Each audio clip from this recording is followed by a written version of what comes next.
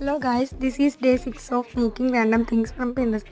So ഇതാണ് ഞാൻ ഇന്നലെ പറഞ്ഞ വീഡിയോൻ്റെ ബാക്കി. ഇത് ഞാൻ ക്ലാസ്സിൽ ട്യൂലിപ്പ് ഫ്ലവേഴ്സാണ് വരച്ചിരിക്കണത്. ഇത് പിൻട്രസ്റ്റ് ഇൻസ്പയർഡ് ആണെന്ന് പറയാൻ പറ്റില്ല, അതിൽ കണ്ട് വേറെ ഒരു രീതിക്ക് വരച്ച്.